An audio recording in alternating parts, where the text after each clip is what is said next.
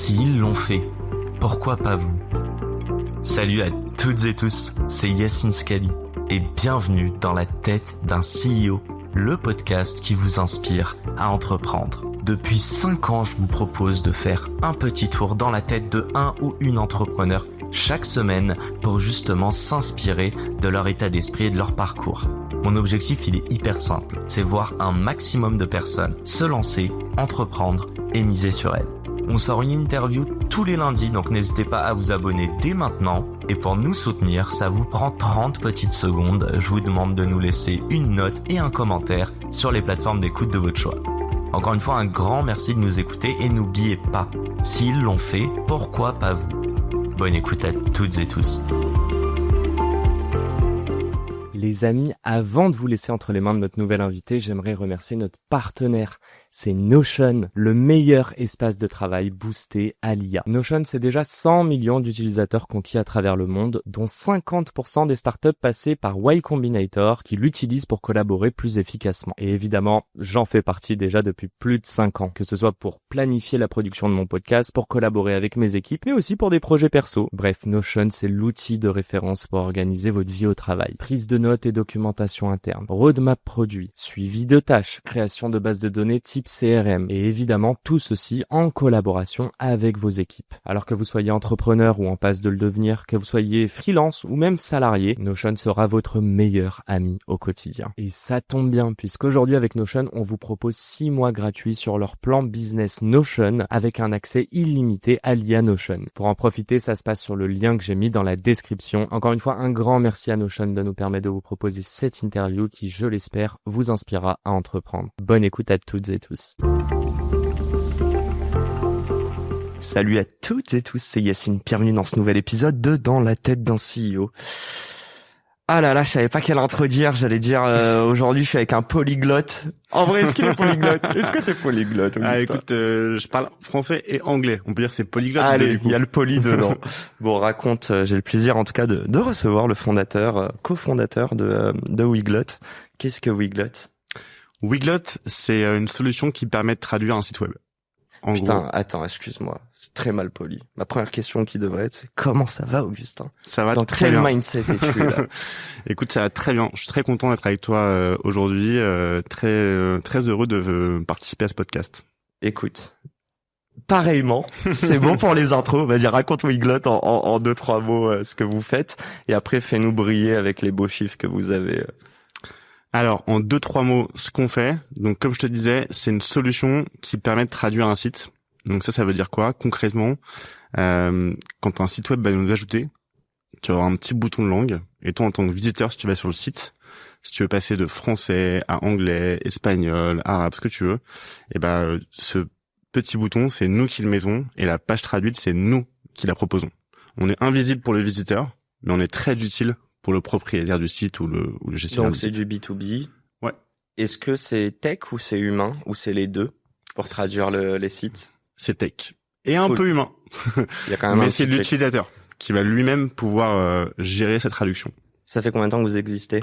Ça fait presque 10 ans. On s'est rencontré avec Rémi, mon associé, le vrai génie de notre binôme, fin 2015. C'est lui que je devrais interviewer. Ouais, c'est lui. Franchement, en plus, c'est une boîte de produits. Non, ok, raconte, tu la vois venir, ma prochaine question. La rencontre? Non. Non. On va en parler. Non, mais fais-nous rêver, je trouve que vous avez des chiffres assez impressionnants, on s'en était parlé. Je sais pas ce que tu peux balancer, je veux pas trahir un secret de polichinelle, mais vas-y, raconte. Non, je peux te donner les chiffres. Aujourd'hui, on a environ 40 000 clients dans le monde entier. On fait à peu près 34 millions d'ARR, donc ça c'est la somme de nos abonnements. Et on est 62 personnes dans l'équipe. Alors là, je regarde la cam. Hein. Si un jour j'atteins ces stats, moi je vous le dis cash, hein, il y aura pas d'humilité les gars. Moi je serai très fier et je vous dirai j'ai fait un truc de ouf. Putain, donc 34 millions, 62, on peut dire que vous faites 2 millions d'ARR par employé.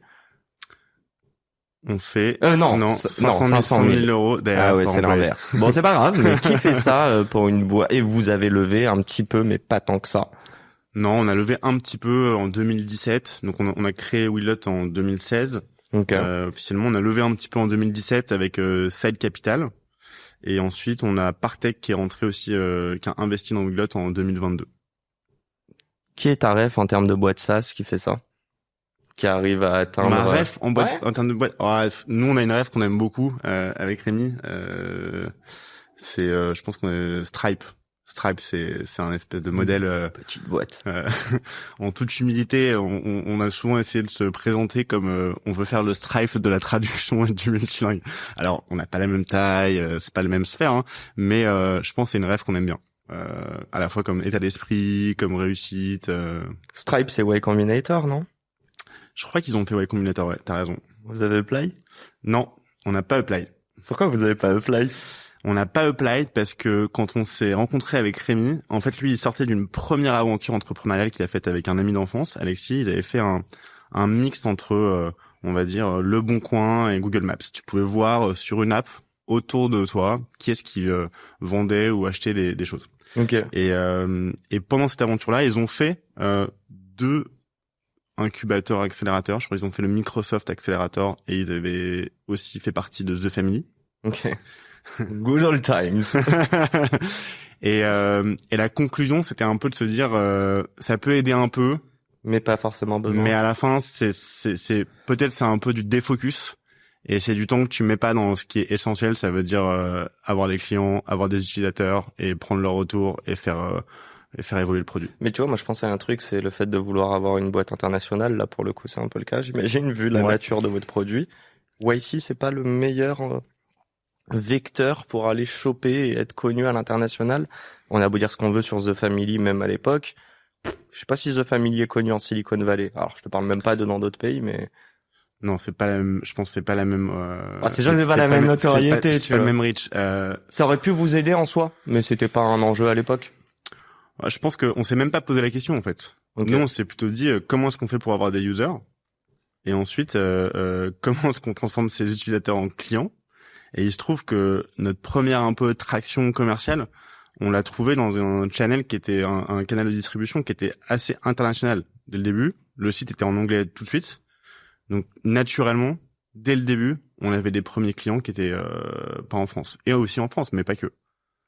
Donc, on n'a pas eu ce besoin de se dire il faut qu'on aille faire un programme ou un YC pour essayer d'avoir une notoriété ou une visibilité internationale. On va dire que c'est une belle intro en matière. En fait, je vais plonger la tête la première dedans. J'ai envie de parler du 0 to 1. Je pense que tu vas pouvoir commencer par l'association avec Rémi, du coup, essayer de comprendre quand vous vous êtes rencontrés.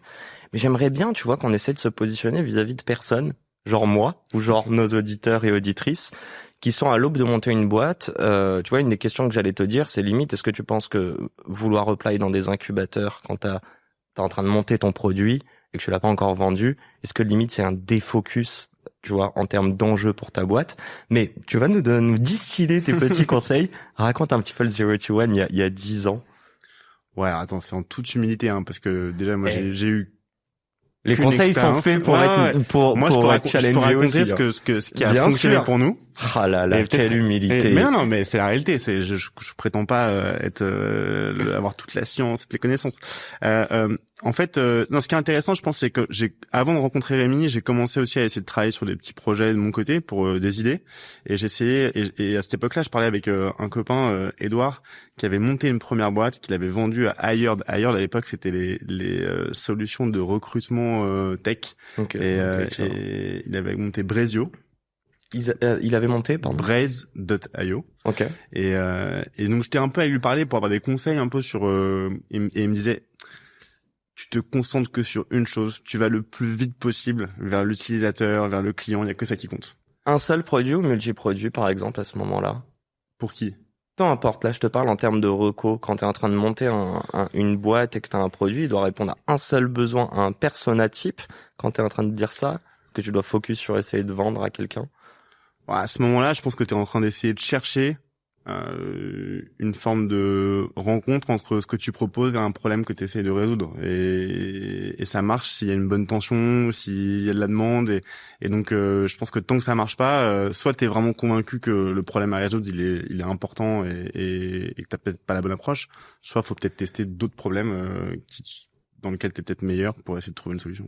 Mais il faut faire. Faut passer à l'action.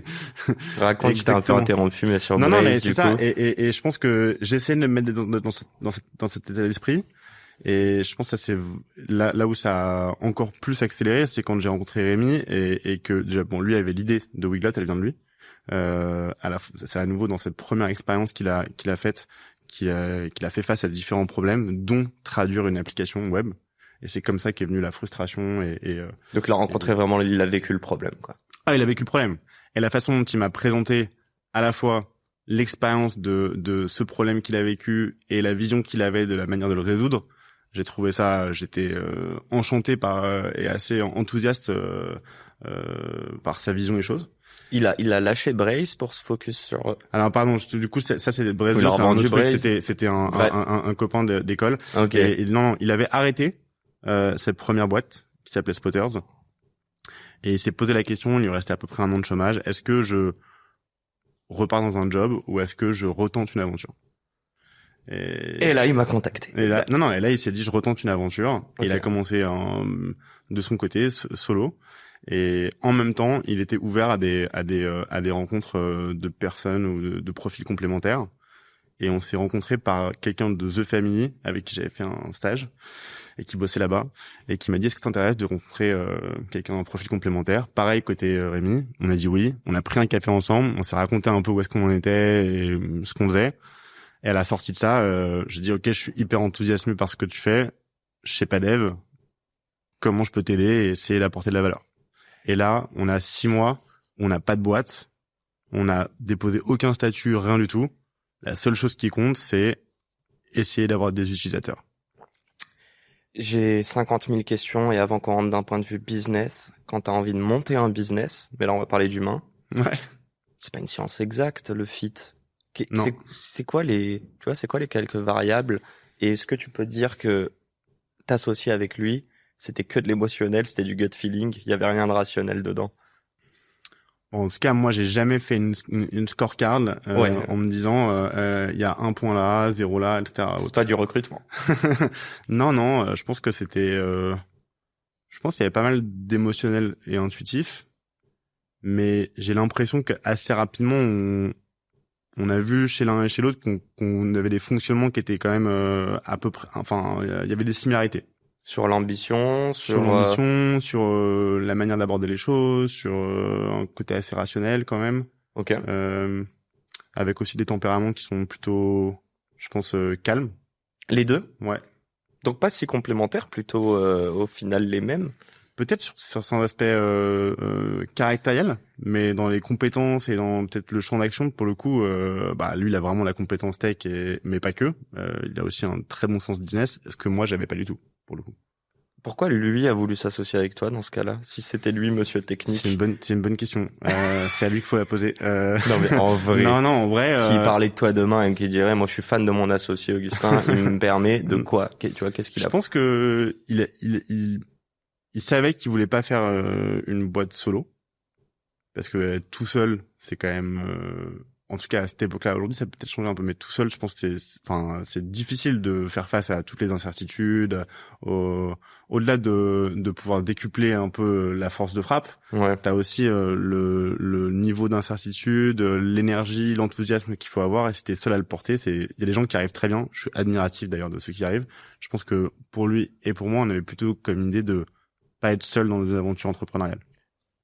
Tu n'aurais jamais monté Weglot sans Rémi? Ah bah non. Impossible. Impossible, c'est son idée. Ok. Si demain Rémi décidait de quitter Weglot, tu continuerais l'aventure? C'est une très bonne question. J'ai pas la réponse aujourd'hui. Aujourd'hui, je pense que je l'envisage difficilement. Tu préfères te planter avec lui que réussir tout seul? Pour Weglot, en tout cas, et son bébé presque, j'ai l'impression, en tout cas d'un point de vue idéation. Ouais, je pense qu'on est plus forts tous les deux. Je pense que on a un enthousiasme, un optimisme. On va se planter vite, mais on a une capacité, je pense, de rebond qui est très puissante, très forte. Donc ça, à deux, je pense qu'on sera bien meilleur. Alors que tout seul, si je me plante, je pense que je serai pas aussi rapide et réactif. Tu préfères gagner le Ballon d'Or ou la Coupe du Monde? Ouais, c'est Coupe du Monde. Tu vois un peu vers quoi j'essaie de te faire tendre, j'essaie de comprendre, mais est-ce que le collectif, l'idée de créer une boîte, là on va aussi parler un petit peu après des employés, donc vous êtes 62, ce qui est pas énorme en soi, hein, pour le nombre de chiffres d'affaires que vous faites et en 10 ans, mais on va en parler. Et j'essaie de comprendre, est-ce que c'est l'aventure humaine? Est-ce que c'est les gens que vous servez à travers votre produit, donc à savoir vos clients, mais aussi les utilisateurs finaux, nous? Ou est-ce que c'est faire du cash et mener une boîte? Tu vois, il est où le curseur pour toi? Je vais même pas dire de bonheur, je vais dire de succès, parce que je pense que les deux sont liés. Si demain, pour toi, tu considères, parce que je vois bien que, vu comment t'en parles, t'es pas encore arrivé au succès prétendu que tu voudrais avoir.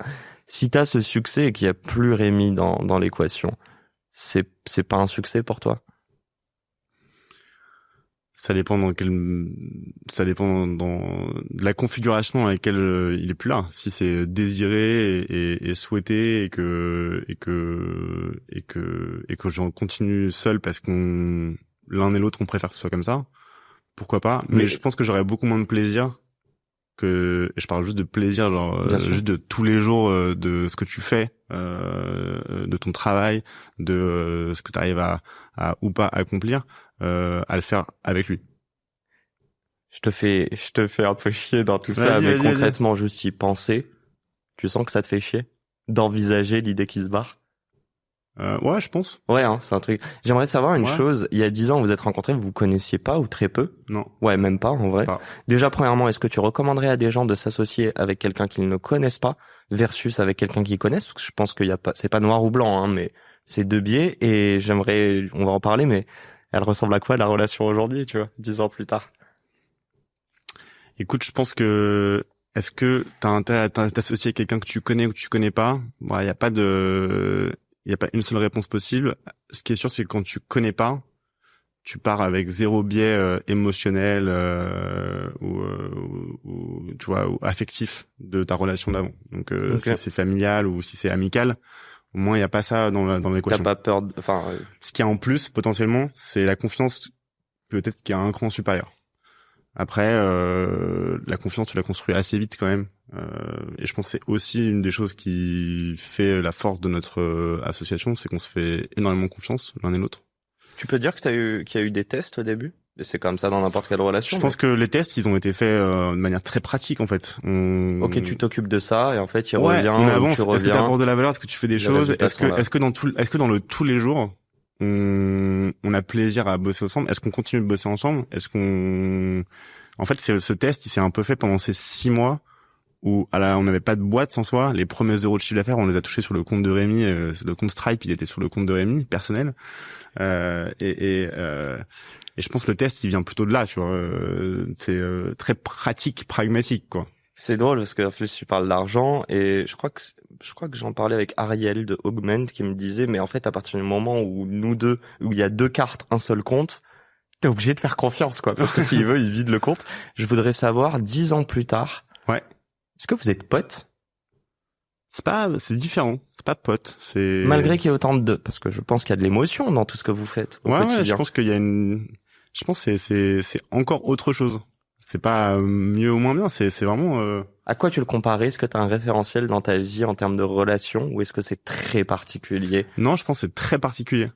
Et je pense que même moi, à titre individuel, personnel, il m'a aussi permis de, je pense, m'améliorer sur des points très personnels. Je pense en tout cas, j'ai l'impression qu'on est dans une espèce on se tire vers le haut où moi j'ai du mal à me dire que ça m'embête si j'apporte moins de valeur que lui à la boîte. Genre je trouve ça m'embête. Et je pense qu'il en apporte beaucoup. Ouais. Et je pense qu'on est un peu dans une espèce de relation par rapport à la boîte, je parle. Bien sûr. Mais où chacun on essaye d'avoir systématiquement d'apporter des choses, que ce soit positif et de continuer à développer la boîte. Et du coup, ça nous tire un peu tous les deux systématiquement vers le haut. Je pense ça. Et après, à titre personnel, la relation avec lui, c'est pas pote, c'est différent, mais t'as la confiance que tu peux avoir avec des gens de ta famille ou de tes amis. T'as une forme de partage de problématiques quotidiennes que t'as avec par exemple ta femme. Et t'as des moments tu dois prendre des décisions ensemble plus ou moins facile, et que pour le coup c'est que professionnel, tu vois. Il y a pas beaucoup de comparatifs. Et t'as des moments aussi de complicité. Donc c'est un vrai mélange. Il y a un éventail de choses que tu peux retrouver dans d'autres relations de ta vie et dont le socle c'est toujours pareil, mais c'est la confiance, quoi. Pour juste palper cette différence, après j'arrête de Vas-y, t'embêter ou j'arrête ça, d'embêter Rémi. Je sais pas lequel j'embête dans Je sais l'histoire. On verra quand il écoutera le On podcast. verra, ouais, exactement. J'aimerais bien le filmer, avoir une petite caméra à côté et voir ses réactions. Merde, c'était quoi la question que je voulais poser? Déjà, je crois que tu l'as dit, hein, mais le fait d'avoir quelqu'un, toi, même quand t'es down, bah, savoir que quelqu'un compte sur toi, j'ai l'impression te permet aussi de te motiver. Par contre, quand t'es down, est-ce que tu te permets de lui dire? Est-ce que, en fait, quand vous partagez plein de problématiques au quotidien qui parfois, même avec des employés, peuvent, tu vois, c'est de l'émotionnel, c'est du relationnel, c'est pas tangible ou c'est pas rationnel. Est-ce qu'il y a des choses où tu te dis, dans ma vie, je me suis embrouillé avec ma femme, ou j'ai des problèmes avec, je sais pas, ma famille, mes potes, voilà, il rigole.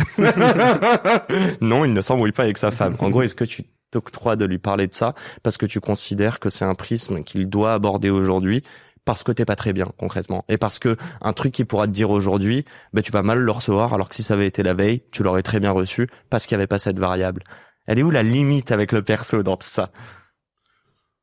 Je pense que si ça t'affecte dans ton quotidien pro, et si potentiellement ça vient un peu ou freiner ou un peu perturber le professionnel et tes réactions et ce que tu peux apporter, bah c'est important d'en parler dans ce cas-là. Ouais. Ok, donc sans forcément rentrer dans les détails, mais au moins prévenir, quoi. Ouais, je pense. Après. Et ça vous arrive? Ça vous est déjà arrivé? Oh, on est des gens très calmes, très chill. Oh, il me saoule déjà. Non, mais tu vois, par exemple, on a rarement, tu vois, je pense c'est pas arrivé ou on peut se partager des infos sur comment est-ce qu'on est et si on est un peu moins bien haute, mais c'est pas beaucoup arrivé, hein. Franchement, j'ai pas d'exemple comme ça en tête. Bon, et question bonus, j'ai dit que j'ai arrêté mes questions. Vas-y. Il y a eu des embrouilles? Dis la vérité. Bah franchement, je crois pas. Alors, il y a eu des désaccords. C'est pas la même chose, mais ouais, des désaccords, mais en fait pas tant. Tu vois, genre il y a un truc auquel on se réfère souvent, c'est quand on fait passer des entretiens. Nous aujourd'hui encore, on voit tout le monde, toute personne qui rentre chez Weglot, elle finit avec un entretien avec Rémi et moi. En même temps? En même temps. Ok. Tous les deux. Et peut-être plus les stagiaires. Non, plus les stagiaires. Ok. Mais sinon tout le monde. Et dans ce cas-là, à la fin, on se partage un peu nos impressions. Et je pense que de manière assez aléatoire, une fois c'est lui qui te donne son impression en premier, une fois ça peut être moi ou autre. On n'a jamais été pas d'accord. On a toujours eu. Après, tu peux avoir un spectre différent, mais on est toujours dans le même impression. Et tu veux enrichir ton impression de la sienne aussi. Ouais, mais du coup, on n'a jamais été en mode genre, ah non, moi, non, je suis pas d'accord avec toi, vraiment, ce profil, ça va pas du tout, ou ce profil, c'est vraiment super bien. Est-ce que la solution dans tout ce que tu es en train de me dire, et là, ces 10 dernières minutes où on parle vraiment de l'association, en fait, c'est ne pas avoir d'ego, c'est de se dire que la boîte, le bateau que vous êtes en train de construire est plus important que même la relation que vous deux vous avez, en fait. Oui, ça, je pense que je suis d'accord avec toi. Je pense qu'on en a, comme tout le monde a de l'ego, mais on a une très bonne capacité à le mettre de côté pour l'intérêt de la boîte. Et de faire passer l'intérêt de la boîte le plus possible en premier. D'avoir un ego collectif et pas un ego individuel. Une ambition collective et pas une ambition individuelle. Et ils le ressentent, les équipes, ça? Bah, est-ce que vous êtes des bons managers? Ouais, c'est à eux qu'il faut demander. Hein. Ouais, il y a pas d'école. Enfin, j'allais dire, il y a pas d'école de management. S'il y en a, mais je suis pas sûr qu'elle t'apprenne à être manager. Bon, on va revenir un petit peu au 0 to 1. Je t'ai un peu interrompu où là tu disais que vous vous êtes rencontrés, puis moi l'association me plaît beaucoup et l'humain en général me plaît beaucoup. Déjà, est-ce que tu partages ça, que l'association mais aussi votre équipe, bah, c'est la plus grosse variable qui peut faire le succès comme l'échec de votre boîte? Je suis d'accord. Et c'est pas une science exacte. Encore non, c'est pas exact et je suis entièrement d'accord avec toi. Bon, on va revenir sur les autres actions un peu plus tangibles. C'est quoi les premières actions que vous avez menées? Je reprends deux choses. Il y a la création du produit. Il y a, je suis sûr et certain, le vendre alors qu'il est pas parfait. Dis-moi si je me trompe. Et il y a aussi tu nous as parlé d'un stream, d'un canal sur lequel vous allez acquérir vos premiers clients. Mais j'ai presque l'impression que vous l'aviez pas anticipé, ce canal-là. Ah bah, on avait vraiment, on a découvert plein de choses au fur et à mesure, bien sûr. Donc c'est quoi, un petit peu les questions que vous êtes posées et comment vous avez réussi ces premières étapes qui sont charnières, j'ai l'impression. Ouais, bah une fois qu'on a un peu tombé d'accord qu'on pouvait tester de travailler ensemble. Moi, mon seul objectif, c'est essayer de trouver des gens qui utilisent le produit. Vraiment, alors, tu vas avoir ton réseau, tu vas essayer de faire du cold calling, du cold emailing. J'allais dans les espaces de coworking à taper sur l'épaule des gens en disant est-ce que t'as un site web? Oui, vas-y, essaye mon produit. Ça, c'était un... Ah, c'est drôle. Donc, t'allais voir des gens qui pourraient être clients, mais tu leur demandais d'être user. C'est pas les mêmes cibles, du coup. Si, c'est pareil. Pour nous, c'est pareil. User, c'est client. Pardon. Ok. Ouais, c'est pareil. Okay. Ouais, exactement. Ok. Tu vois, on fait du B2B, mais on fait du small B2B. On se fait SMB. Ouais, ok. Ouais, surtout quand on commence. Maintenant, on adresse beaucoup, des personnes à des tailles de boîtes assez différentes, et larges et du small. Mais à l'époque, on est vraiment plutôt plutôt des petites boîtes, tu vois. Et donc, c'est grave aller tester votre produit. D'ailleurs, tu pitchais pas tant qu'il n'y avait pas le produit, mais une fois qu'il y a le produit, il faut absolument le confronter moi, je suis arrivé, au marché. il y avait déjà, Rémi, il avait déjà fait tester un bout de produit à un premier user. Et c'était évidemment, c'était un MVP où ça faisait juste ce que ça disait, quoi. Genre, c'était le minimum possible. Et on itérait au fil des retours et au fur et à mesure du nombre de users qu'on prenait, quoi. Et moi, mon seul objectif, c'était d'arriver à faire rentrer des nouveaux users, quoi, pour qu'on puisse avoir des retours et comprendre aussi comment est-ce qu'on fait pour avoir les users et vérifier que les gens payent. Tu la sens bien, ma question. Comment vous avez fait pour trouver des users, alors? Donc, quelles sont les réponses? Pour trouver les users, tu fais tout et n'importe quoi. Donc là, tu essayes tout. Donc, on a essayé, comme je te disais, on a fait emailer dans des groupes Facebook à l'époque, un peu entrepreneurs, tech, etc. Essayer d'aller voir les incubateurs, aller dans les trucs dans les bureaux de coworking et faire à 9h du matin toutes les places de coworking et taper sur l'épaule de chaque personne pour lui demander d'essayer ton produit. Ça c'est une expérience. Putain, tu t'es senti Greenpeace à Montparnasse. Ah ouais. Le plus dur c'est de se mettre dans un état d'esprit mental de le faire et les premiers, mais après ça les gens ils voient venir, mais bon, je vais arriver à ton tour. Ça prend combien de temps avoir des feedbacks assez bons au point de se dire ça y est, ce produit je peux le vendre? Ah mais nous on essaie déjà de le vendre. Okay, mais nous, on nous est testé gratuitement. Et puis les gens qui rentraient dans le funnel, après, si t'es intéressé, on leur disait pas tu le gagnes gratuitement. Non, donc vous avez signé des gens juste sur un MVP qui répondait à une fonction primaire. Bien sûr. Okay. C'était quoi la première langue? Ou c'était une seule langue ou plusieurs langues dès le départ? Non, plusieurs langues dès le départ. Ok. Ouais. Et c'était quoi quand tu disais une seule fonction à laquelle ça répondait? Non, mais ça permettait d'avoir un bouton de langue sur ton site qui permet de passer ton site de français à l'anglais ou l'espagnol et d'avoir un tableau de bord dans lequel tu peux voir tes traductions et les changer si tu le souhaites. Finalement, c'est le cœur de ce qu'on fait toujours. Hein. En quoi c'était différent pour nous, end-user, d'utiliser Google Traduction qui te propose de traduire le site automatiquement? Pour toi, end-user, si t'es le visiteur du site web, tu peux utiliser l'extension de Google Traduction qui est sur ton navigateur, mais c'est pas la traduction qui a été faite par le propriétaire du site. Donc c'est pas quelque chose que lui propose. Il y a pas de contrôle derrière. Il y a pas de contrôle derrière et en plus c'est pas une version qui est vue et indexée par les moteurs de recherche. Ah, donc il y a du référencement aussi que tu perds là-dessus. Exactement.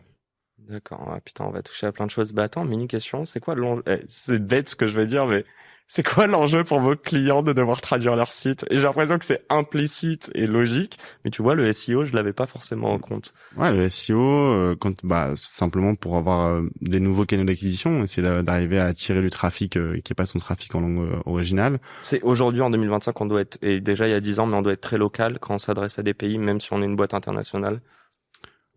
Ouais. Je sais pas, Stripe, je les trouve pas très locaux, j'ai l'impression que c'est très, mais bon. Ils ont quand même une version française, une version française-canadienne, je pense, une version française-française. Non, ils sont malgré que ce soit le même produit, la même fonction. Ouais.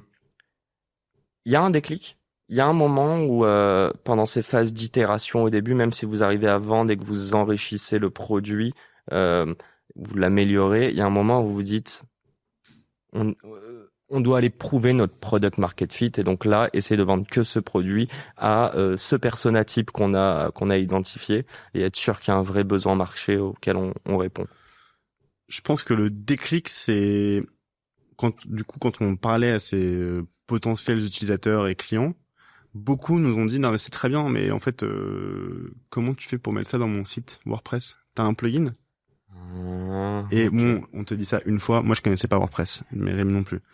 Une fois, tu dis bon, ok, 2 fois, puis c'est quand même revenu pas mal de fois. WordPress, donc à un moment, on s'est dit bon, bah peut-être ça vaut le coup de regarder comment est-ce qu'on peut éventuellement embarquer l'ajout de notre solution dans un plugin pour que ce soit un peu plus simple pour les gens de l'ajouter sur leur site, quoi. Et en faisant ça, on s'aperçoit aussi de 2 choses. C'est que tu peux être listé sur un répertoire de plugins public. C'est l'équivalent de l'App Store. Donc c'est du sur lequel il y a du trafic tous les jours. Ok.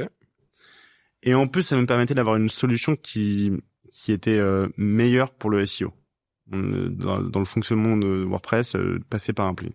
Donc ces 2 choses-là combinées ensemble ont fait que on arrivait à d'un coup avoir un nombre d'utilisateurs récurrents qui arrivait en inbound tous les jours. Qu'est-ce que vous auriez dû faire avant pour vous en rendre compte plus tôt? Parce que j'ai l'impression que tu me dis au bout de 3, 4, 5 retours, vous avez dit on va peut-être creuser ça.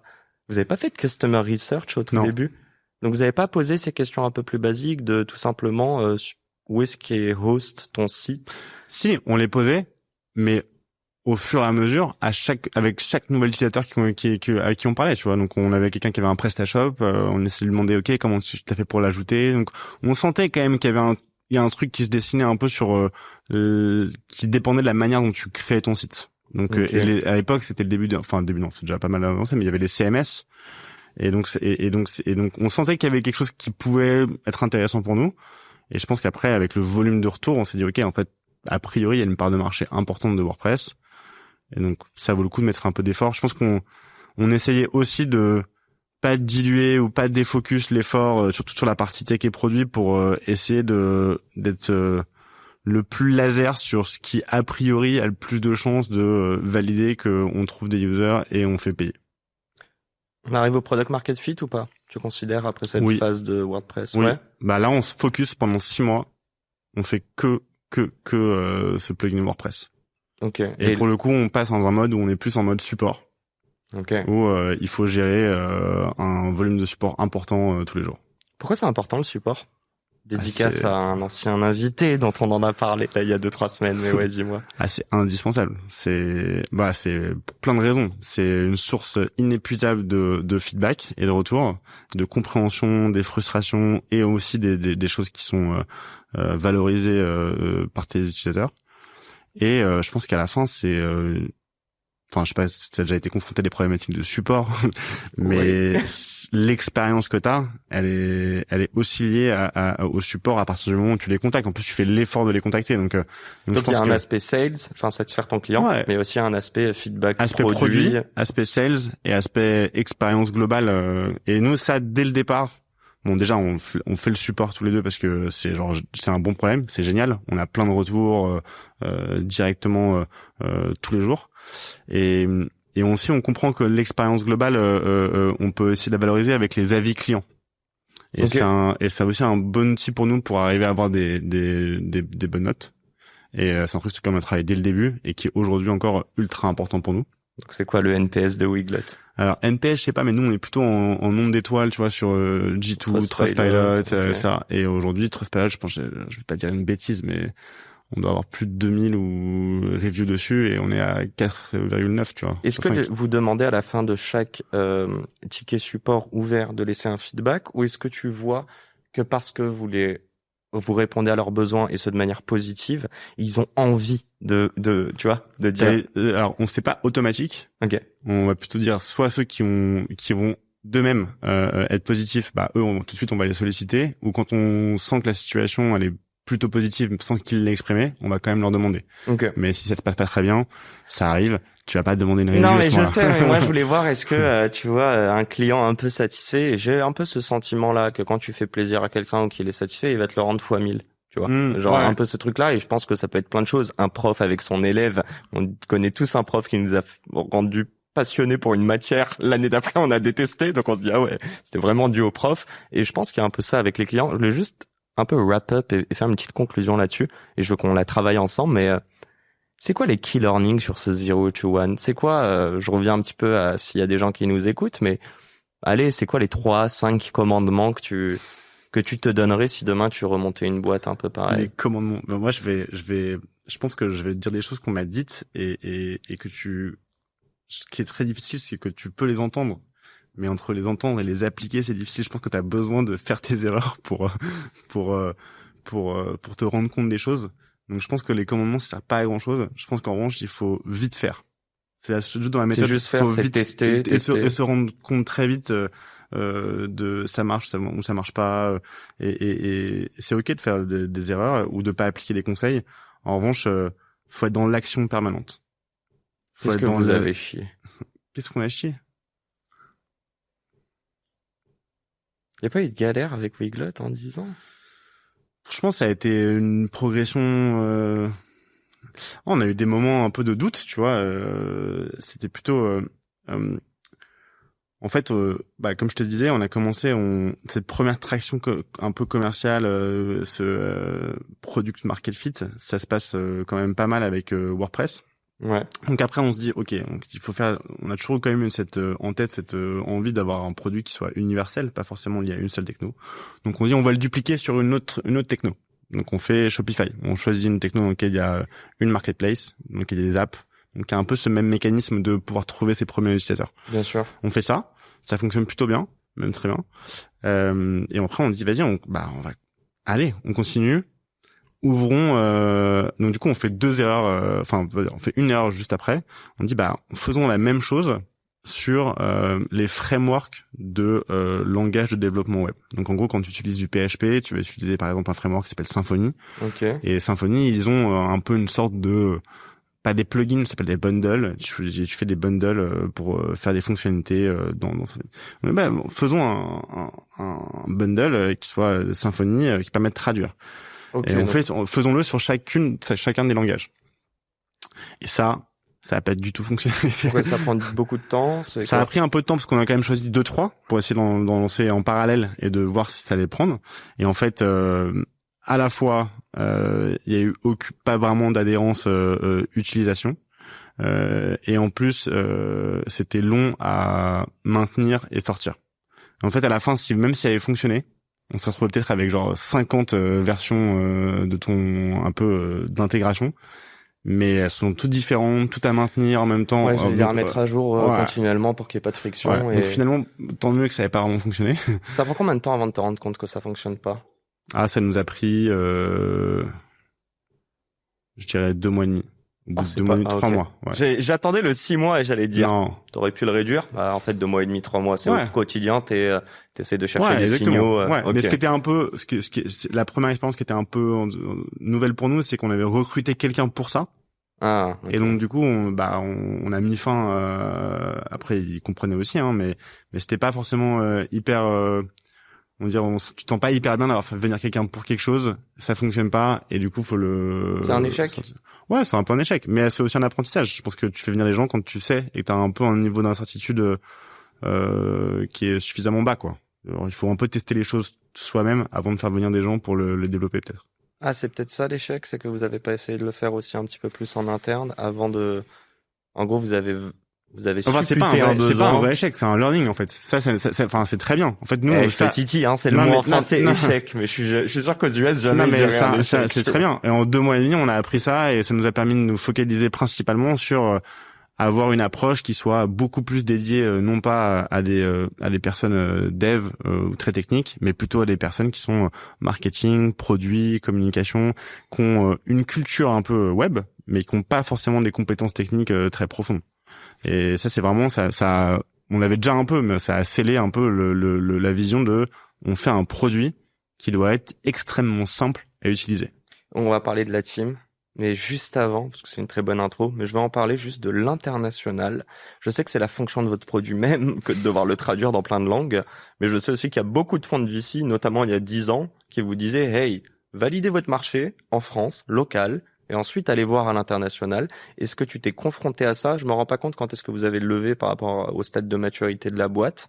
Est-ce que tu as l'impression que vous étiez je sais pas si c'est un ovni, mais en tout cas, pas beaucoup de boîtes faisaient ça, de s'internationaliser en termes de ref en France? Dis-moi tout. Est-ce que c'est un sujet? Ouais, je pense que nous, on a sur cette partie internationale, on est un petit peu peut-être à part dans le sens où on a directement commencé avec des clients, enfin, on était tout de suite international.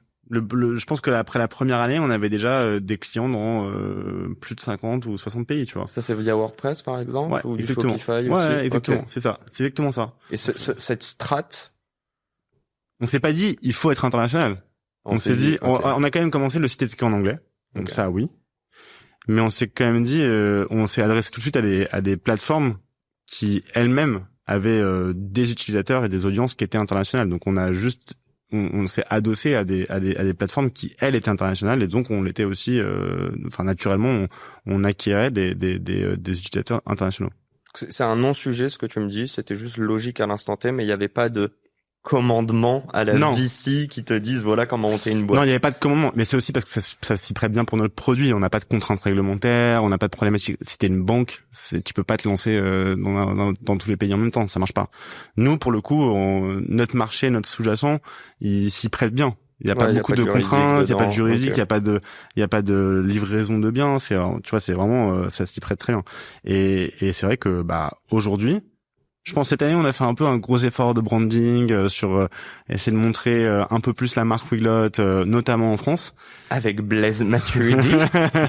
Avec Blaise Matuidi notamment, mais ça c'est autre chose. C'est notre Y Combinator de l'expansion internationale. Ouais, vous l'avez annoncé là. Il y a un programme d'accompagnement. Tu veux en parler peut-être? Ouais, on peut en parler carrément. Vas-y pitch. Ok. Bien sûr, on lance le premier programme d'accompagnement d'accélérateur international en France, totalement gratuit. Où l'idée, c'est de prendre 6 boîtes, et ces 6 boîtes-là, en 3 mois, de les amener à ouvrir un pays. Donc la traduction, c'est une partie de ta problématique, mais c'est pas que. Et pour le faire, on les accompagne, nous, plus des experts dans chacun de leurs domaines. Donc experts, par exemple, sur l'Allemagne, si c'est l'Allemagne, experts en ads, si c'est dans des ads, voilà. Et le but, c'est vraiment d'avoir quelque chose de rythmé, dans l'action, dans le concret, pour qu'à la fin des 3 mois, idéalement, t'as réussi à avoir du trafic et du chiffre d'affaires dans ce nouveau pays. Et si c'est pas le cas, ça peut arriver, t'as appris. Et tu sais pourquoi ou comment est-ce qu'il faut faire différemment, ou s'il faut faire un autre pays, ou si peut-être c'est pas pour toi l'expansion internationale à ce moment-là. Donc, les personnes que vous accompagnez, les 6 boîtes. D'ailleurs, là, les candidatures sont ouvertes, j'imagine. Les candidatures sont ouvertes, mais ça ferme dans le 26 juin. On est le 26 juin, genre, on est le 25. On est le 25, demain. Mais bon, j'espère probablement hier ou avant-hier, ou je sais pas quand ça sortira. Je pense même il y a une semaine. Enfin, on va voir, faut me laisser le temps de monter tout ça. Mais, la question toute simple, si c'est gratuit et que eux en face peuvent gagner soit du business, soit de l'apprentissage, qu'est-ce que vous gagnez? Nous, on gagne, on s'est toujours un peu positionné en se disant, on trouve ça trop bien d'essayer de fournir la meilleure solution possible dans le monde pour traduire un site. Mais à la fin, ce qui serait encore plus génial, c'est que les gens ils puissent réellement faire grossir leur business grâce à nous. Au moins indirectement ou un petit peu. Et ça, c'est une manière de déjà mettre un pied dedans sur comment est-ce qu'on peut mieux comprendre les problématiques au-delà de la traduction pour effectivement arriver à faire du chiffre d'affaires. Donc nous, ça nous permet d'accompagner ces 6 boîtes et d'avoir un feedback ultra qualitatif, avoir de la visibilité en créant un programme qui est visible, qui permet aussi à des boîtes françaises de rayonner au-delà de la France. Et c'est quand même, à la fin, quand tu traduis, c'est quand même un peu ta finalité. Donc ouais, pour ces 2 raisons-là, on trouvait que c'était intéressant. Et la 3e, ça ouvre là aussi l'option d'avoir si ça fonctionne, d'avoir une récurrence où tous les ans, on fait chaque saison, on accompagne des boîtes pour essayer de les faire rayonner et de leur faire ouvrir des marchés, grâce à nous. J'allais dire Allepply ou non du coup, mais les 6 boîtes qui vont être accompagnées, bravo. Tu l'as pas dit, mais moi je vois quand même qu'il y a en fait, tu me parles de com, tu pourrais juste tartiner de posts LinkedIn, de pubs, tu vois, dans le métro, etc. Bon, vous en faites, il me semble, mais pas que. Enfin, un peu quand même. Mais oula, ça gargouille, désolé. Non, c'est une très bonne intro. Je veux parler de l'équipe et je veux utiliser le mot responsabilité.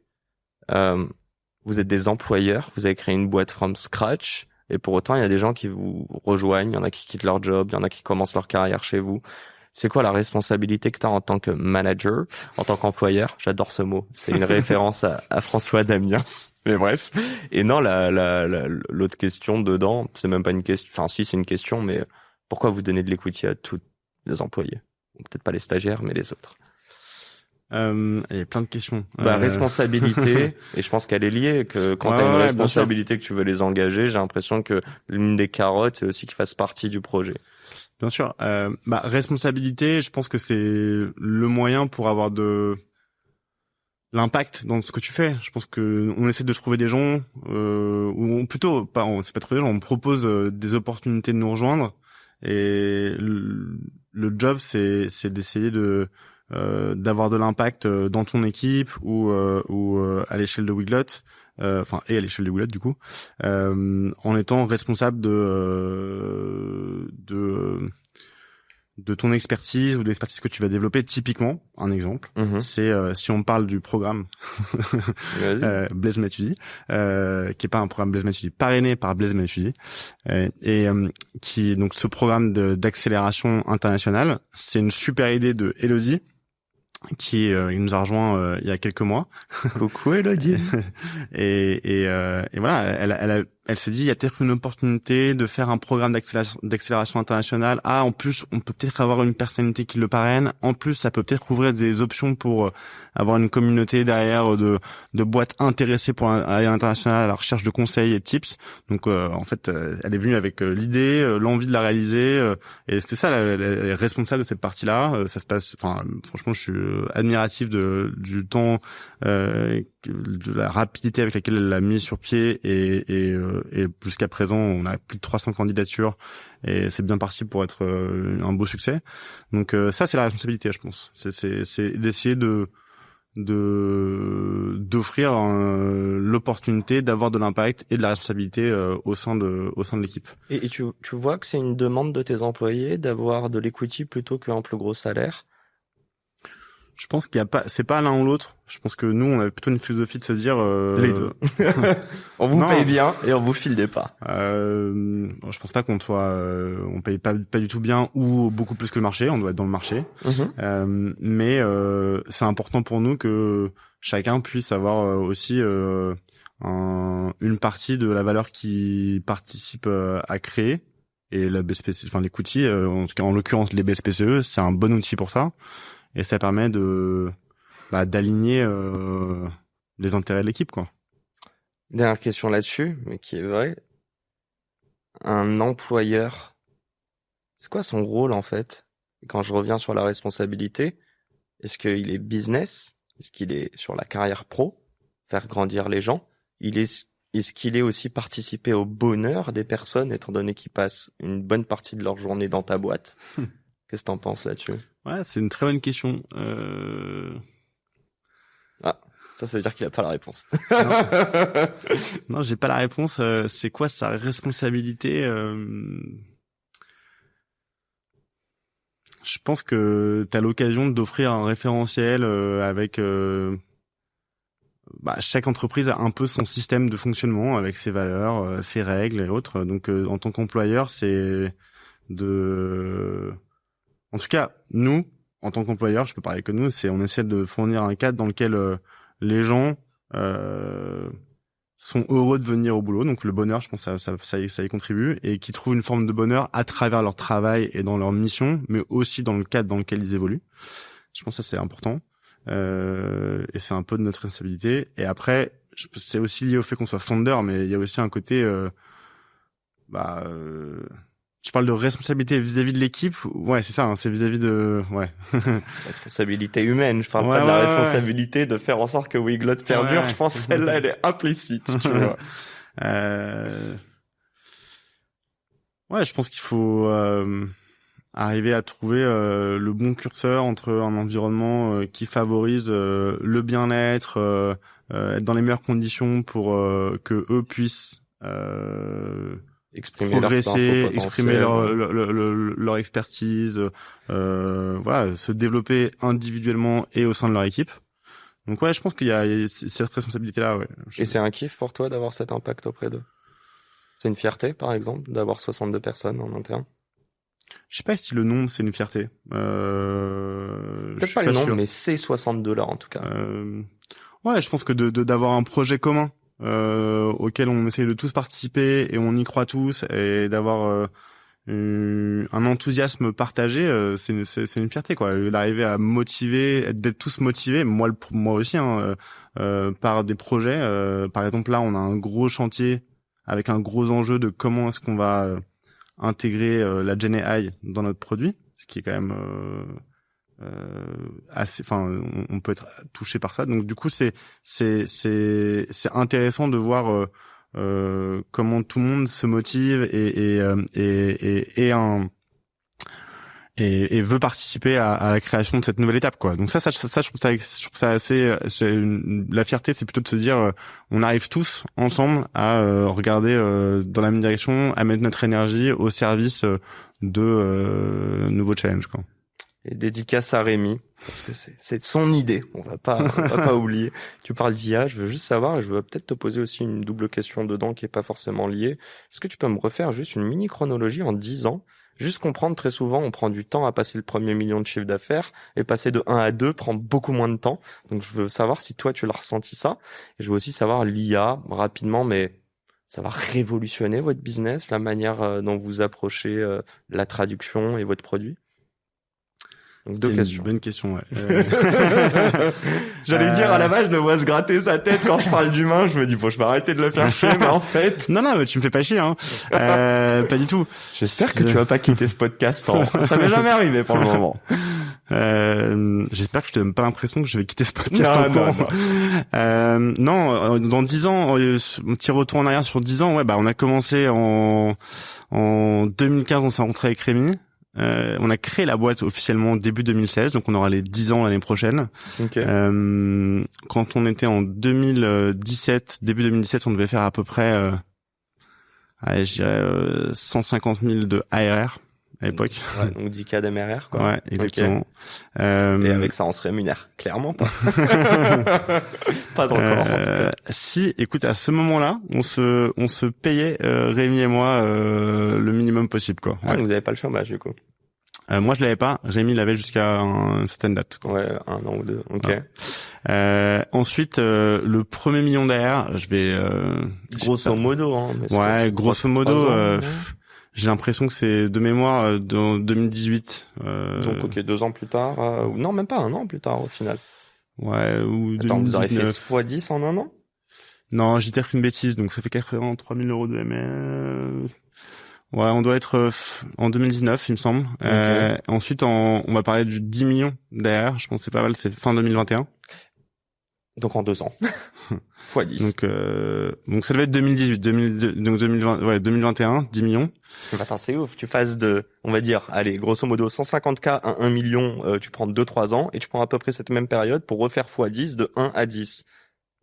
Ouais. C'est quoi le plus dur? C'est de faire de 150 à 1 million, ou de 1 à 10, et ensuite de 10 à 34? Qu'est-ce que tu considères quand je te dis le plus difficile, c'est, non pas en termes d'effort, mais en termes de, quand tu te fixes l'objectif, à quel point tu y crois? Je pense que le plus incertain, ouais, c'est le 0 à 1. Et c'était le plus douloureux et en même temps le plus plaisant? Non, c'est pas forcément le plus douloureux. T'as rien à perdre. T'as une forme de naïveté.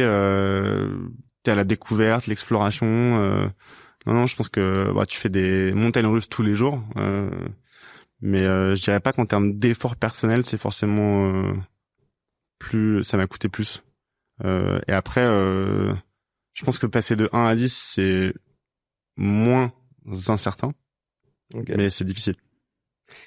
C'est une mini parenthèse sur l'IA. Je pense qu'il y a un petit enjeu. Est-ce que tu peux juste m'en parler rapide? Il va nous rester quelques minutes et on va refaire un beau tour dans ta tête, comme si on l'avait pas fait depuis tout à l'heure. Mais tu vas très vite comprendre. Mais ouais, l'IA, déjà, est-ce que c'était un sujet il y a 10 piges? Oui, mais non, on a assez rapidement, on a un peu embarqué l'IA avec nous, sans que ça s'appelle IA. Mais dès le début, l'idée de Weglot, c'est d'avoir une première couche de traduction qui soit automatique. Et à l'époque, donc du coup, c'est du machine learning que vous ouais, faisiez là-dessus. c'était tu vois, Google Translate, Microsoft Bing, Microsoft Translate. Mais qui apprend et qui s'enrichit à chaque fois. Non, qui apprend pas, qui ok. s'enrichit. C'est à l'époque, ils utilisent. Après, ensuite, il y a DeepL qui arrive. Ils ont des modèles qui sont des modèles neuronaux et c'est du NMT, Neuronal Machine Translation. Okay. Avant, c'est du statistique. Et après, c'est du neuronal. Okay. Et donc ça, en fait, c'est de l'IA. Qui dit neuronal dit qu'il y a un enrichissement humain aussi dedans ou un apprentissage dit ou pas que forcément. C'est pas simplement des probabilités sur la position dans la phrase, mais que il y a une forme d'entraînement sur des corpus de texte, donc sur des bases de données volumineuses.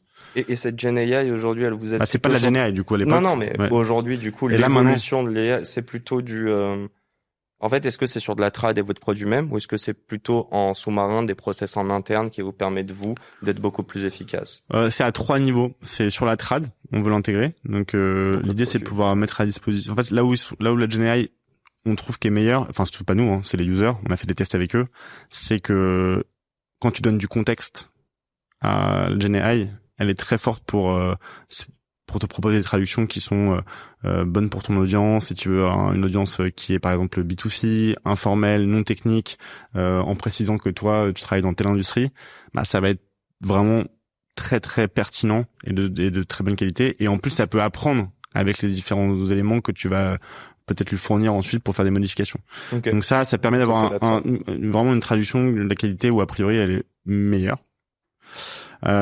Après sur les process en interne, on l'utilise dans pas mal, je pense dans toutes les équipes dev, équipe produit, équipe sales et autres.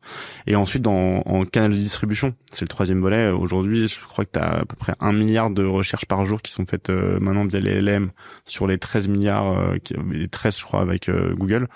C'est important vu la tendance d'arriver à comprendre et à comment ça fonctionne et comment est-ce qu'on peut être mentionné et apparaître dans les réponses des recherches.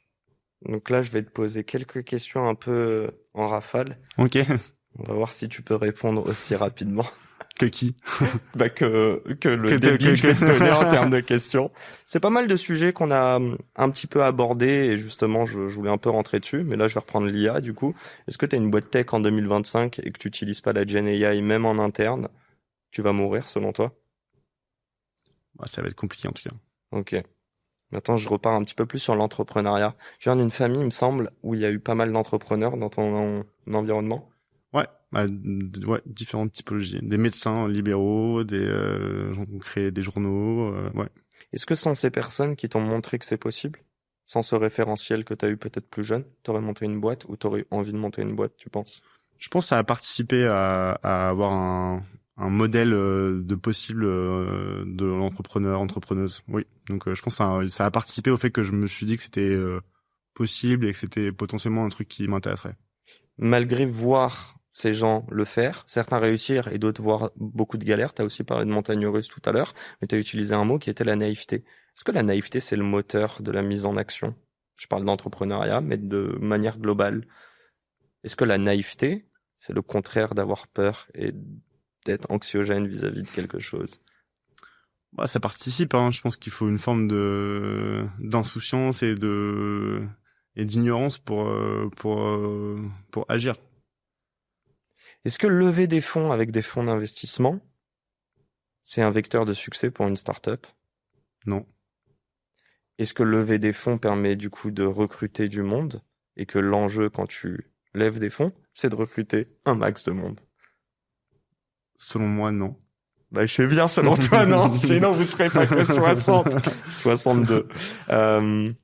Est-ce qu'en 10 ans de boîte, un entrepreneur peut déjà être riche sur la boîte qu'il a montée, du coup? T'as plein de formes de richesse. Mais si c'est une richesse matérielle et financière, oui, c'est possible. Comment? Par exemple, c'est en fonction de la rémunération que tu te verses et si tu arrives à faire du secondaire avec un investissement dans ta boîte. Est-ce que tu te verses une belle rémunération après 10 ans? je me verse une bonne rémunération. Ouais. T'es le mieux payé de la boîte? Non. Je le savais, j'adore ça. Mais j'ai aucun founder que j'ai rencontré qui me dirait oui. Et l'autre question là-dessus, est-ce que t'as fait du cash out? Oui, on a fait un peu de cash out à l'occasion de l'investissement de Partech dans Weglot en 2022. Ouais. Pourquoi c'est mais important? on est resté majoritaire avec Rémi. Pourquoi donc après 7 ans de boîte, il me semble, 6-7 ans, pourquoi c'est important de devoir capter un petit peu de valeur à ce moment-là et de cash out? Je sais pas si c'est important, mais c'est un bon moyen de Pourquoi vous l'avez fait? dérisquer un investissement de temps, d'énergie que t'as passé pendant 6-7 ans.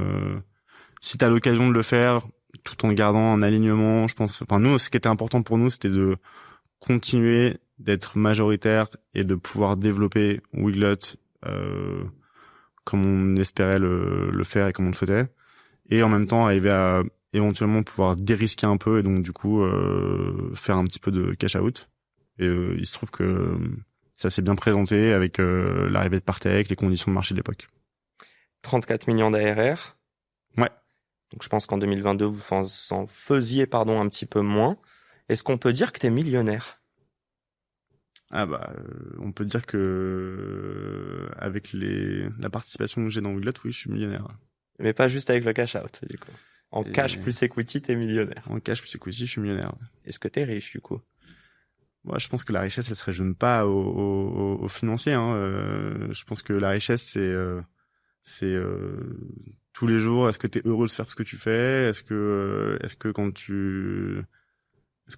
t'es aussi heureux et t'as un bon équilibre familial? Donc oui, pour toutes ces raisons, je suis riche. Est-ce qu'un jour ta place de CEO à la tête de Weglot pourrait être compromise? Est-ce qu'il y a une date d'expiration? Ouais, bien sûr. À partir du moment où probablement j'apporte pas suffisamment de valeur pour la boîte ou pour l'équipe, ou si à un moment, je sais pas, peut-être qu'un jour, on sait pas, t'en as un peu marre. Ça peut arriver, il y a des gens qui c'est possible. Et bah dans ce cas, probablement il faut arrêter avant de devenir un frein pour la boîte et ouais. Donc c'est oui. Mais tu resteras à vie le fondateur ou cofondateur du coup? Ça c'est sûr. Bah, c'est un titre. Oui, ça c'est ça. Est-ce que Weglot c'est ton bébé? Est-ce que Weglot c'est mon bébé? Bon, je dis ça, il a 3 gosses, donc attention. Hein. Ouais, c'est une forme de bébé, bien sûr. Je pense. Mais il y a des limites d'un point de vue émotionnel ou pas? Ouais, bien sûr, il y a des limites d'un point de vue émotionnel. Non, je pense que notre objectif avec Rémi, et pour le coup, on est assez aligné là-dessus, c'est que Weglot ce soit le plus indépendant possible de nous-mêmes. Du coup, ça ressemble un petit peu aussi à un bébé. C'est vrai que tu fais des enfants pour leur donner tous les outils possibles pour qu'un jour ils puissent être les meilleurs possibles sans toi. Donc, il y a un peu cette idée-là aussi. Est-ce que Weglot, l'objectif, c'est une IPO ou ce serait une revente?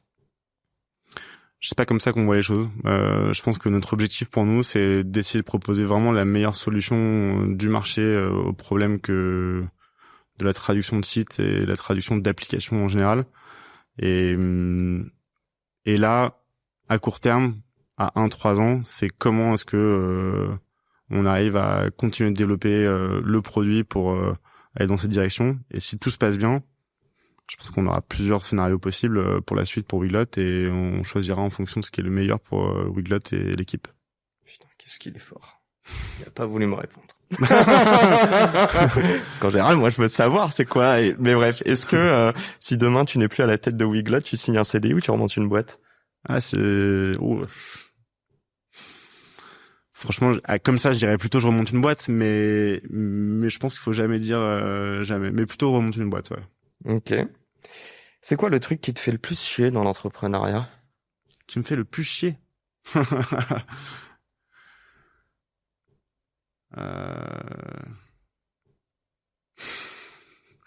avait dit bien dynamique les questions du tac au tac. Je pense que je crois qu'il y a des parties administratives qui sont que j'aimerais qui pour le coup, ça me coûte vraiment de le faire. Ça me coûte de la barre d'énergie.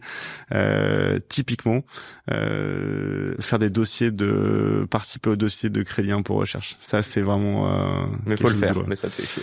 Bah, tu peux poser la question. Peut-être qu'en fait, faut juste pas le faire. Ah, mais c'est de l'argent gratuit entre guillemets, mais c'est intéressant. T'es en train de dire que par moment, il vaut peut-être mieux vendre ton produit à des clients et aller chercher cet argent. Peut-être que c'est l'énergie qui est mal mise au mauvais endroit, tu vois. Ok. Est-ce qu'en 2025, être un entrepreneur, c'est que t'es obligé de faire du sport 3 fois par semaine?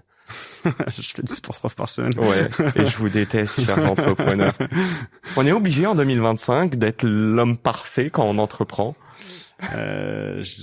Non, déjà, on est loin d'être parfait, mais non, c'est mon équilibre. Ça me permet d'essayer de maintenir une hygiène de vie qui me permet d'être bien au boulot ou en famille.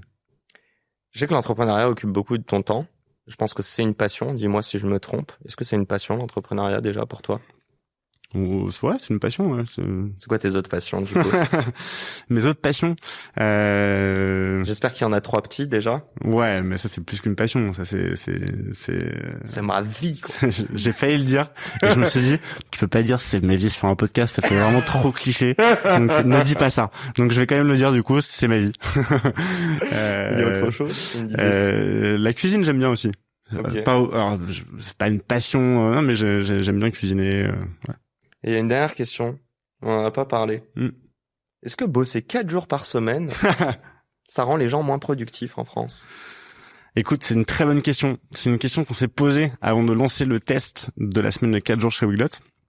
Parce que oui, nous faisons la semaine de 4 jours chez Weglot. L'idée était de se dire, à un moment, qu'est-ce qui est le plus important? Le temps, l'argent. Peut-être que c'est intéressant de voir si on peut avoir un format de fonctionnement un peu différent en enlevant une journée. Donc l'idée, c'est pas de dire on fait le volume horaire de 5 jours en 4 jours. Non, juste on enlève une journée. Et c'est quoi le résultat? Et le résultat, c'est... Alors, on n'a pas mis en place un système de suivi de métriques par personne, de productivité, donc je pourrais pas te dire à ce point-là. En revanche, si on essaie de prendre quelques proxys pour se donner une idée, je pense que c'est positif. Déjà sur les chiffres de la boîte en termes d'ARR, donc ça fait 1 an et demi qu'on a commencé à faire ça, donc ça nous a pas empêché de faire une bonne croissance et d'aujourd'hui être à 34 millions d'ARR avec 62 personnes. Donc si tu rapportes le montant d'ARR par personne, on est toujours dans des standards qui sont assez hauts. Bien sûr, ça veut dire 500 000. Voilà. Et après, si on prend quelques exemples de métiers qui a priori sont assez liés au volume horaire, et tu regardes si ça a ou pas impacté négativement. Donc par exemple, si on prend les sales, tu pourrais dire si t'enlèves un jour, tu fais moins de calls et tu fais tu closes moins de deals. Bah non, nous là aujourd'hui, nos meilleurs performeuses dans l'équipe, elles font des très bons chiffres, elles font des meilleurs chiffres aujourd'hui qu'avant la semaine de 4 jours. Bon, c'est aussi parce que probablement on est un peu meilleur dans cette expertise-là, elles sont meilleures dans cette expertise-là, et l'équipe marketing apporte des très bons leads. Donc il y a pas que ça qui compte, mais à la fin, 4 jours, ça empêche pas d'être dans les meilleurs performeuses du marché. Est-ce qu'on peut dire l'inverse? Est-ce qu'on peut dire que 4 jours, en fait, est-ce qu'on peut dire que faire des cadeaux, entre guillemets, ou mettre bien tes employés, ils te le rendent 2 fois plus que ce que toi, ça t'a coûté? Je sais pas, peut-être. Mais en tout cas, ça permet aussi d'autres effets indirects. C'est tu te forces à aussi prioriser beaucoup plus les choses que tu vas faire sur une semaine. Ah, intéressant. Et ça, c'est... Est-ce que depuis que t'as des gosses, ah là, c'est... tu vis moins la pression ou tu priorises mieux? Putain, je dois terminer ce podcast depuis déjà 5 minutes là. Ça fait 5 minutes mais il y a trop de questions qui m'intéressent. Allez, c'était la dernière, mais vraiment, est-ce que le fait de devenir papa te fait non pas moins être passionné de l'entrepreneuriat, mais peut-être te dire qu'en effet, on sauve pas des vies, prendre un petit peu de recul, mais du coup, ce recul te permet aussi de mieux prioriser, d'être plus productif sur les tâches, etc. C'était ma dernière question. Ouais, je sais pas si le fait de devenir papa, ça m'a enlevé de la pression sur, de la pression ou de l'exigence sur développer Weglot, essayer d'atteindre nos objectifs. En revanche, il y a un truc très pratique, c'est que devenir papa, ça a réduit énormément mon temps disponible pour plein d'autres choses. Et donc, du coup, ça m'a obligé, naturellement, à être plus efficace et plus organisé sur le temps disponible pour bosser. Donc, de manière très pratique, a priori, ça m'a rendu plus efficace de devenir papa d'un point de vue professionnel. Donc moi, j'entends que devenir papa t'empêche pas de pas faire les autres choses, mais tu les fais de manière plus intelligente ou différemment. Et il y a une deuxième chose que tu n'as pas dite, mais dédicace à ta femme, parce que je pense que elle aussi, elle aide beaucoup là-dessus. Ah oui, bien sûr. Non, mais un grand merci, Augustin. J'espère que t'as pris du plaisir. Ouais, merci beaucoup, Yacine. Bon, peut-être qu'un jour on le fera en anglais. Tu parles bien anglais? Pardon? Tu parles bien anglais, toi? Ça va, je parle anglais. Ouais, il va développer une app pour traduire en live, en audio. Non, on va utiliser il y a des LLM qui te font ça maintenant très très bien. J'ai envie de te dire, rendez-vous pour les 100 millions. J'allais dire dans 3 ans, mais je sais pas. J'ai l'impression qu'ils arriveront avant. À 100 millions en 3 ans, franchement, si on y arrive, si tu me demandes de signer maintenant pour dans 3 ans à 100 millions, je signe tout de suite. C'est pas facile 100 millions. Bon, il y a pas de papier, mais on fera ça en off. Un merde à toutes les personnes qui entreprennent, qui peuvent douter par moment et qui croient que la vie n'est pas un long fleuve tranquille comme Augustin. Non, parce que tu m'as l'air d'être une force très tranquille. Moi non, tu peux le voir que j'ai beaucoup de doutes au quotidien. Donc c'est aussi le but, c'est que je puisse te les renvoyer et que tu puisses me dire, mec, fonce, step by step, mais fonce. Donc voilà, force à toutes les personnes qui entreprennent, qui prennent des risques et qui veulent impacter notre société positivement, comme nous deux ici présents. Je crois qu'on peut dire nous deux, non? On peut dire nous deux. À la semaine pro pour un nouvel épisode. Ciao, ciao. C'est la fin de cet épisode. S'il vous a plu, prenez 30 secondes pour nous laisser un commentaire et une note sur la plateforme d'écoute de votre choix. On a encore des dizaines d'épisodes en stock, donc je vous laisse fouiller. Et d'ici là, n'oubliez pas, s'ils l'ont fait, pourquoi pas vous? Encore une fois, un grand merci de nous avoir écoutés et à très vite pour un nouvel épisode. Ciao.